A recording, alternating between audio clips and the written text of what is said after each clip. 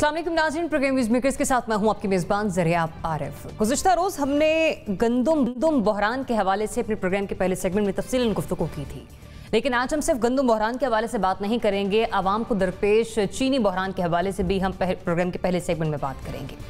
कल भी हमारे तमाम तज्ज़ियाकार इस बात पर इत्तफाक कर रहे थे कि गंदम बहरान ये कोई पहला बहरान नहीं है जो कि आवाम को दरपेश हो। इससे पहले भी कई बहरान आते रहे हैं, लेकिन प्राइम मिनिस्टर ने नोटिस लिए, इसके बावजूद कुछ ना हो सका। इस बार फिर नोटिस भी लिया गया है और बाकायदा प्राइम मिनिस्टर की जानिब से हिदायत जारी की गई हैं कि क्रैकडाउन किया जाएगा। अब देखना यह है कि जो क्रैकडाउन का फैसला लिया गया है प्राइम मिनिस्टर की जानिब से, वो किस हद तक मौसर हो सकता है और क्या वाकई माफियाज को इससे लगाम मिलेगी।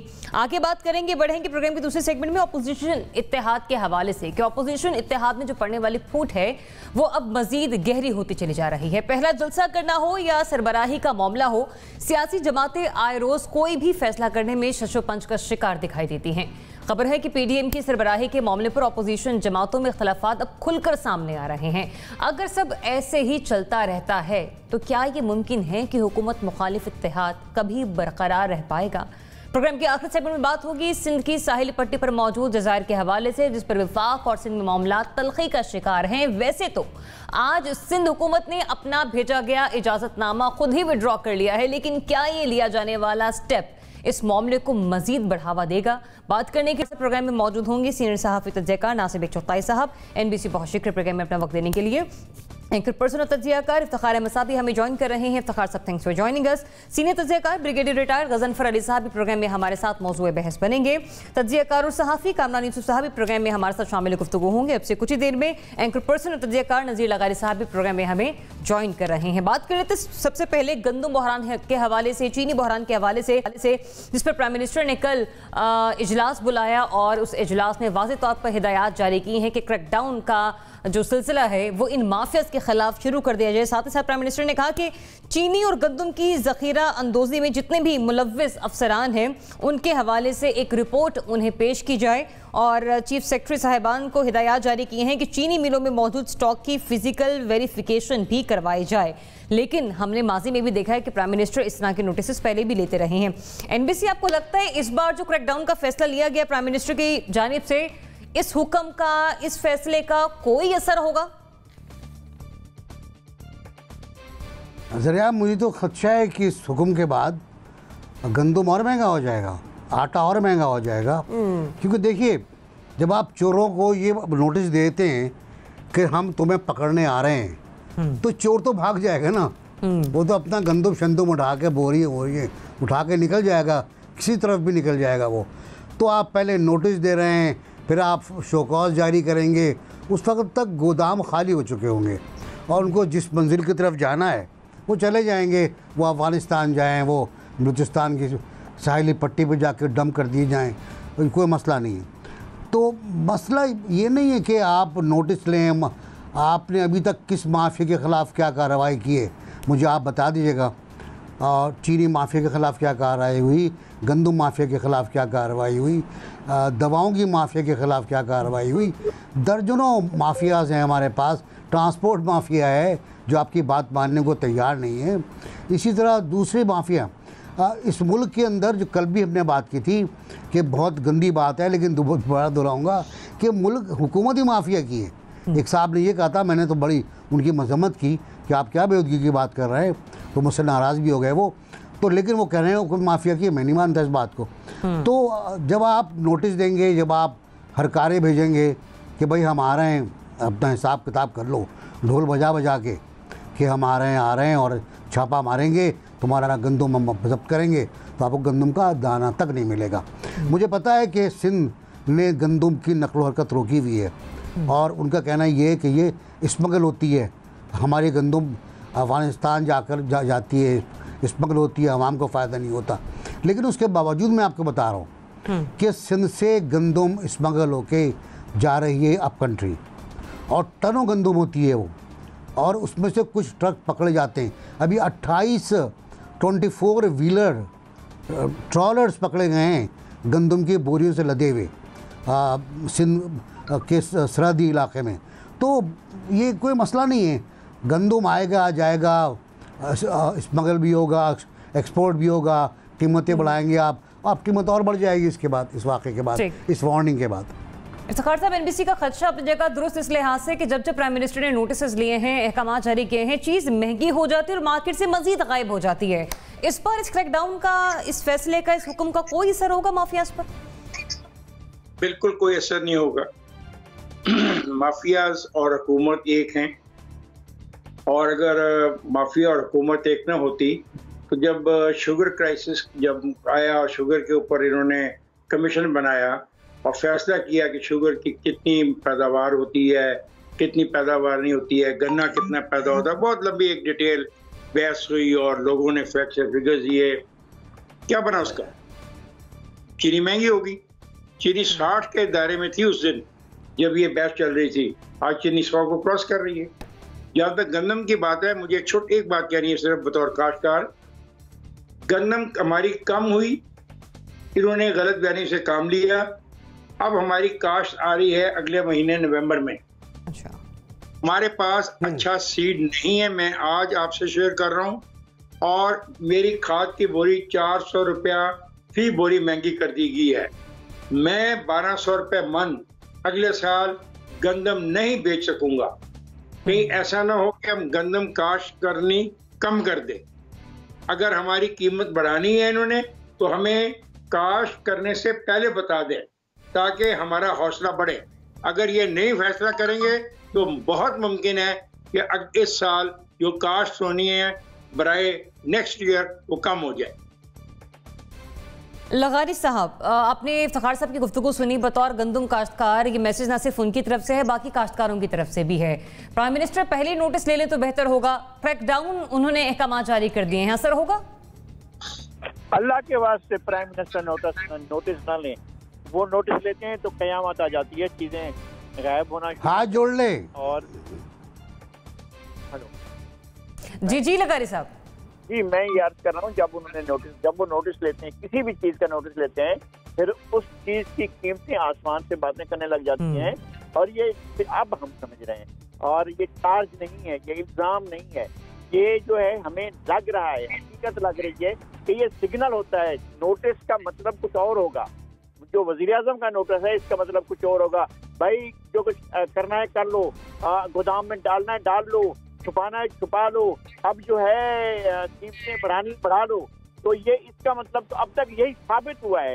ये नहीं है कि वज़ीर आज़म का इंटेंशन यही है, लेकिन साबित यही हुआ है कि जिस चीज का उन्होंने नोटिस किया और फिर साथ बिठाकर जो दाएं और बाएं सीधे हाथ पर और उल्टे हाथ पर जो बैठे होते हैं, उनकी मौजूदगी में जो किंग ऑफ द शुगर हैं और जो किंग ऑफ द मीट हैं, उनसे वो कह रहे होते हैं कि जनाब माफिया जो है वो कर रही है और हम माफिया के साथ लड़ रहे हैं। तो भाई कहाँ से माफिया के साथ लड़ रहे हैं?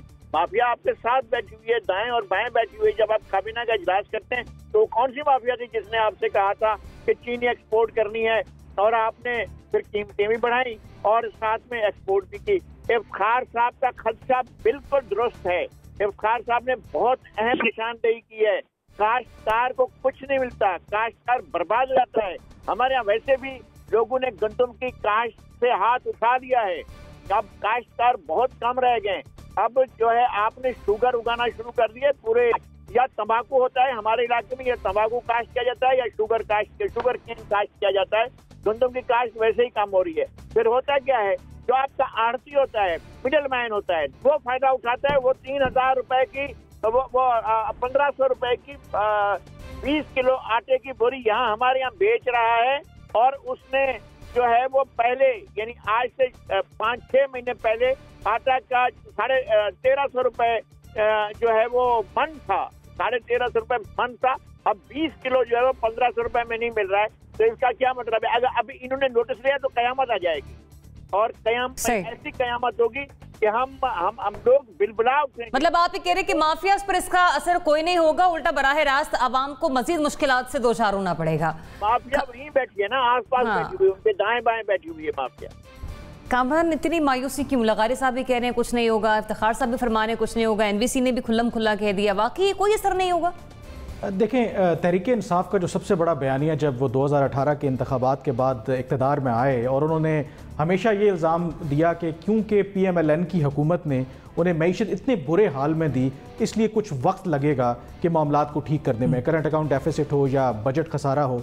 लेकिन ये जो कुछ मामलात थे, वो चीनी, आटा या पेट्रोल का बहरान हो, इसमें ये बयानिया या ये जो उनका दावा है, ये पिछली हुकूमतों को नहीं दे सकते। ये सरासर इनके अपने गलत फैसले हैं, बिल्कुल जो मिस गवर्नेंस है। क्योंकि आप जिन इश्यूज़ की तरफ इशारा कर रही हैं कि जी इमरान खान साहब ने अभी नोटिस लिया है, हालांकि जिम्मेदार इनकी हुकूमत अपनी खुद है। आप सिम्टम्स की बात कर रहे हैं, रूट कॉज मैं आपको बताता हूँ क्या है। रूट कॉज इसकी सारी ये है कि जब से ये गवर्नमेंट आई, पहले इन्होंने फैसला किया, क्योंकि हर गवर्नमेंट ज़ाहिर ECC है, बाकी फोरम्स हैं, असेस करते हैं जो आपकी फसलें होती हैं कि क्या आपकी वाफर मिकदार में मौजूद है। पहले आप अपनी लोकल ज़रूरियात, और अगर आपकी लोकल ज़रूरियात वो पूरी कर रहे हो तो फिर आप उसको एक्सपोर्ट करते हैं। इन्होंने पहले चीनी एक्सपोर्ट कर दी और सही तखमीना लगाया नहीं कि क्या मुल्क की ज़रूरियात पूरी हो सकती हैं। जैसे ही वो ECC का फैसला हुआ, उसके बाद चीनी की कीमतें बढ़ना शुरू हो गई और एक्सपोर्ट अपनी तरफ जारी रही। और उसके बाद जब कई महीनों के बाद इनको याद आया कि एक्सपोर्ट की वजह से अब मुल्क में शॉर्टेज हो रही है, तो फिर एक्सपोर्ट को बंद किया, इंक्वायरी की, इंक्वायरी करने के बाद रिस्पॉन्सिबिलिटी फिक्स की अपेरेंटली, उसके बाद कोई एक्शन नहीं हुआ, कीमतें चीनी की वही रहीं। गंदम के साथ एग्जैक्टली इन्होंने यही काम किया, 55 लाख मैट्रिक टन गंदम इन्होंने एक्सपोर्ट की, और उसमें ज़ाहिर है कि गंदम से बनी अशिया भी शामिल थी। और एक वक्त ऐसा भी आया जब ECC ने गंदम की एक्सपोर्ट को रोका, तकरीबन 4 महीने तक, उसके बावजूद गंदम की एक्सपोर्ट जारी रही। मतलब ये वो बुनियादी वजूहात हैं जिसकी वजह से आज आटे और चीनी की कीमतों में आपको इजाफा नज़र आ रहा है। आज आपको आटे और चीनी की जो कीमत है और जो उसकी शॉर्टेज है वो आपको नज़र आ रही है। बल्कि एक और बात जो मज़ा का खेज़ कि कुछ दिन पहले ही, पिछले फ्राइडे को ECC ने एक फ़ैसला लिया, क्योंकि अब हम गंदम पहले हम एक्सपोर्ट करते थे, अब पहले हमने एक्सपोर्ट की, उस पर हमने सब्सिडी दी, अब हम इंपोर्ट कर रहे हैं, उसके ऊपर सब्सिडी दे रहे हैं, और सरकारी तौर पर भी 2 लाख मैट्रिक टन गंदम हम एक्सपोर्ट कर रहे हैं। ECC ने वो $279 पर मैट्रिक टन के हिसाब से वो अप्रूव किए समरी, हम रशिया से गवर्नमेंट टू गवर्नमेंट खरीद रहे हैं। मजा का खेज बात क्या है, यही ठीक 15 दिन पहले जब ECC की मीटिंग हुई तो उसमें यह डिस्कशन हुई कि ट्रेडिंग कॉर्पोरेशन ऑफ पाकिस्तान ने यही जो कीमत थी वो $274 पर मैट्रिक टन खरीदने के लिए जब प्रपोजल आया तो ECC ने वो रिजेक्ट कर दी कि ये महंगी है। 15 दिन के बाद आप $5 महंगी गंदम खरीद रहे हैं। ये वो बुनियादी इस गवर्नमेंट के मसाइल हैं कि इनका कोई कंट्रोल नहीं है। इमरान खान साहब की नीयत बेशक अपनी जगह पे हो, लेकिन इनका टोटल फेलियर है। उसके बाद आप खुद पहले आप चोरी करवाते हैं और फिर खुद FIR दर्ज करवाते हैं। इनका वो हाल है कि पहले खुद क्राइसिस आपने क्रिएट किया, अब आप उस पर एक्शन ले रहे हैं। और मैं बाकी पैनलिस्ट के साथ अग्री करता हूं, इससे कोई फर्क नहीं पड़ेगा अनटिल एंड अनलेस ये फंडामेंटल इश्यूज को एड्रेस करेंगे, इनको गवर्नेंस की अलफ बे का पता लगेगा। ब्रिगेडियर साहब, आटा, घी, चीनी ये ऐसी जरूरियात हैं जो हर किचन की, हर घर की ग्रोसरी लिस्ट में प्रायोरिटी नंबर्स पर होती हैं। इन्हीं का बहरान ही खत्म होने का नाम नहीं ले रहा। प्राइम मिनिस्टर ने क्रैकडाउन का हुक्म दे दिया। क्या एक बात कह सकता हूँ ब्रिगेडियर साहब, इजाजत है, जरा मैं कमेंट ले लूं इफ्तिखार साहब का, फिर मैं आपकी तरफ आ रही हूँ। आपकी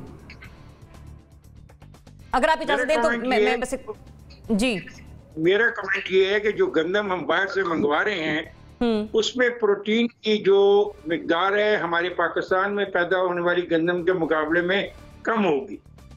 ये एक और गलत हमें भुगतना पड़ेगा इनके इस फैसले का।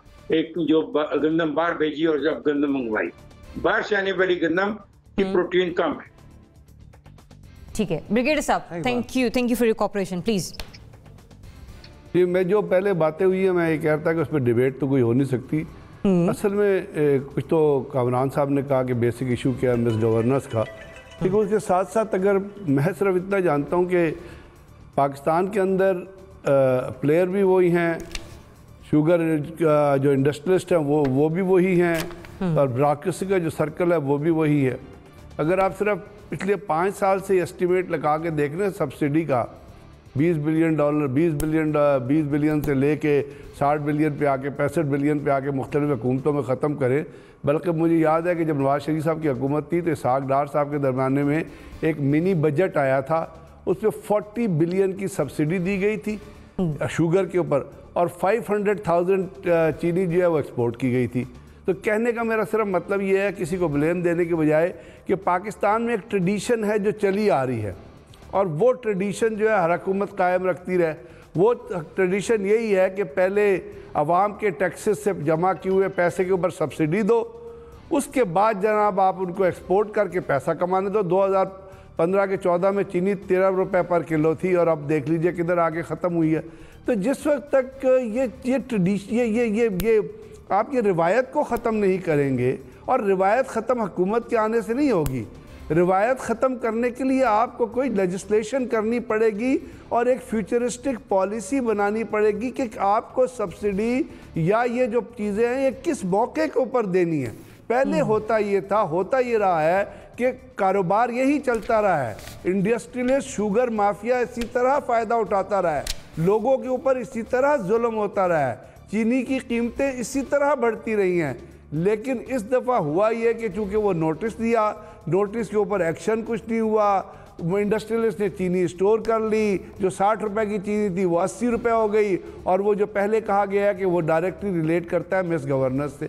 मिस गवर्नेंस इसलिए कि आपका कोई कंट्रोल ही नहीं है किसी चीज़ पे, ट्रेडिशन आप फॉलो कर रहे हैं। पंजाब गवर्नमेंट कहती है, बड़े फ़ख्र से कहती है, हाँ जी हमने सब्सिडी दी थी। क्यों दी थी? क्योंकि वो इकनॉमिक कोऑर्डिनेशन के ECC ने अप्रूव की थी या हमारे यहाँ कैबिनेट ने अप्रूव की थी। और भाई इसका एंड क्या है? नोटिस तो एंड नहीं है इसका। नोटिस लेके तो आपने चीज़ों की कीमतें और बढ़ा दी।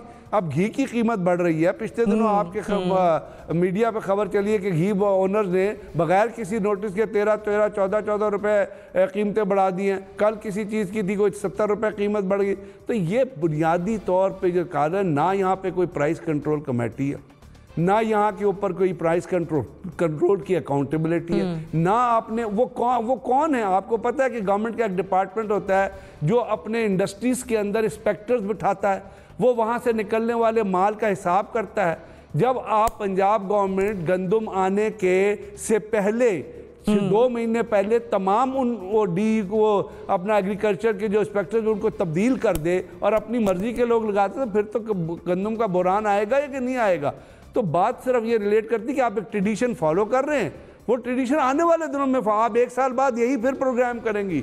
याद रखिएगा, आप फिर चीनी के बहरान पे अगले साल और गंदम के बहरान पे प्रोग्राम करेंगे, इसलिए कि आपने वो रवायत तोड़ी ही नहीं है। नोटिस देने से रवायत नहीं टूटती है, लेजिस्लेशन करने से रवायत टूटती है, फ्यूचरिस्टिक पॉलिसी बनाने से रवायत टूटती है। और ये बात बिल्कुल ठीक है कि प्राइम मिनिस्टर जब किसी चीज़ का नोटिस देते हैं उसकी कीमत अगले बढ़ाते हैं, कहते कर लो साडा की करना है। ट्रू।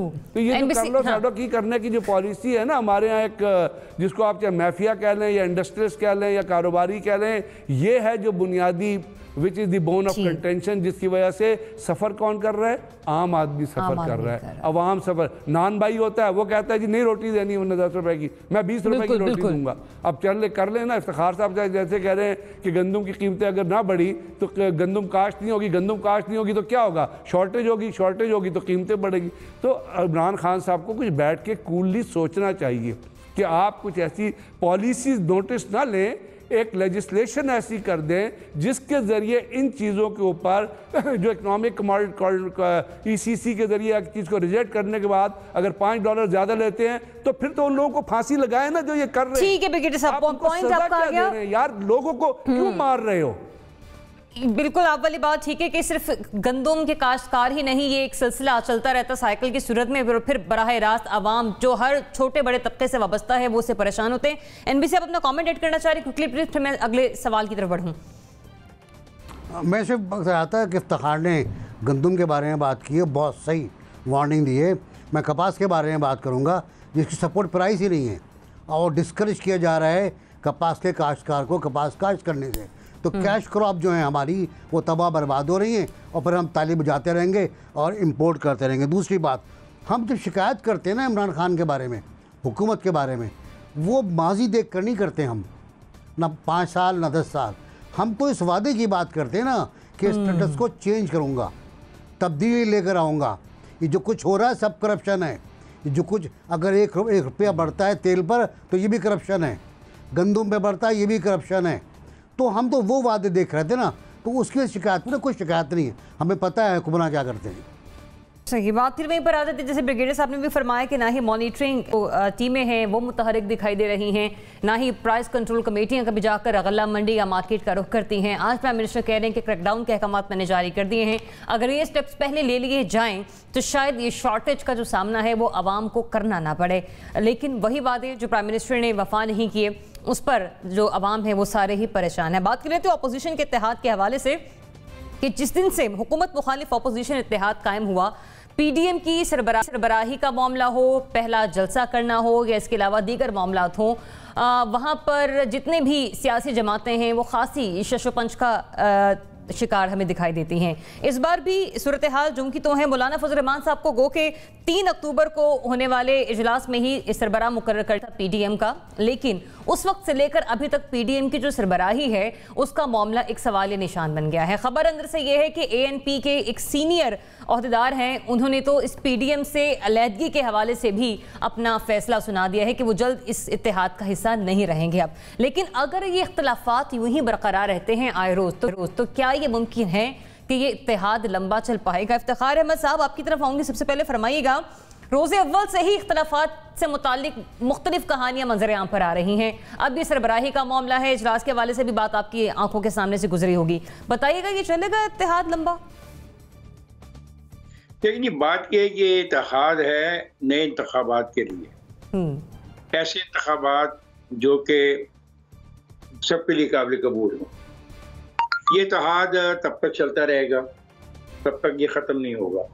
उसके बाद साफ ज़ाहिर है कि हर सियासी पार्टी का अपना एक सियासी नज़रिया है, अपना एक मंशूर है, अपना एक प्रोग्राम है, उसके मुताबिक वो चलेंगे। और ये जो खबरें आती हैं कि बस आज टूटने वाला है और सुबह टूटने वाला है, शाम को टूटने वाला है, ये जो ये पता नहीं एक लफ्ज़ इस्तेमाल हो रहा है आजकल बहुत, 5th जनरेशन वॉर, उस किस्म का एक लफ्ज़ इस्तेमाल हो रहा है। मेरा ख्याल है ये उसी का एक हिस्सा है उस स्कीम का। ऐसे नहीं होता। एएनपी एक अलहदा पोजीशन इसलिए शायद ले कि खैबर पख्तूनख्वा में अगर आइंदा इंतखाबात होंगे तो एएनपी का जो सबसे ज़्यादा करीबी हलीफ हो जाते हैं वो फिर JUI हो जाती है। अगर PTI JUI KPK में